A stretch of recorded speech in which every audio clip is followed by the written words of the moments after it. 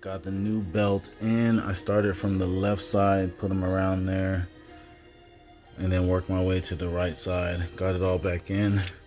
And now we're just gonna push back down on this tensioner so we can leave our little holder right there so you can see it. Oops.